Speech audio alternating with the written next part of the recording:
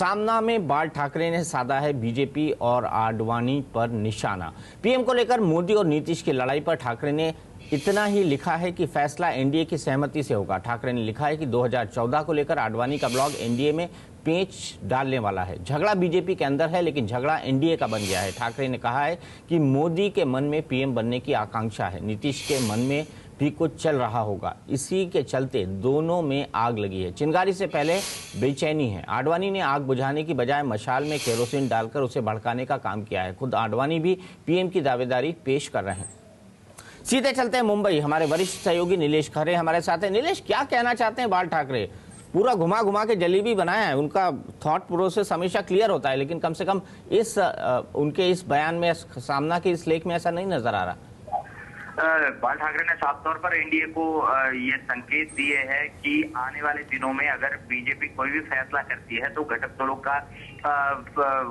दलों को विचार में लेना होगा। और इतना ही नहीं, शिवसेना के बारे में जरूर सोच विचार करना होगा। शिवसेना से बातचीत कर ही कोई फैसला लिया जा सकता है। पर इतना ही नहीं, बाल ठाकरे ने संपादकीय में साफ तौर पर कहा है कि बीजेपी कहीं ना कहीं हिम्मत हार चुकी है और बीजेपी के जो छोटे छोटे नेता है उनके सामने अगर सरसेनापति इस प्रकार से शस्त्र डाल दे तो सेना आखिरकार देखेगी किसकी ओर। अगर बीजेपी के पास हिम्मत नहीं है तो बाल ठाकरे ये तक कह देते हैं कि वो मुंबई में मातोश्री पर आ जाए और हमारे यहाँ से काम के लिए थोड़ी बहुत हिम्मत ले जाए। और साफ तौर पर ये संकेत देते हैं इसके जरिए कि बीजेपी में अगर निर्णय प्रक्रिया की कमी है, अगर बीजेपी फैसला नहीं कर सकती है तो वो घटक दलों से विचार विमर्श करे। और इतना ही नहीं, अगर चाहे तो वो मातोश्री पर आकर बाल ठाकरे से विचार विमर्श करे और फिर ही फैसला ले। ये साफ तौर पर संकेत दिए गए हैं कि एनडीए आने वाले दिनों में जो भी फैसला लेगी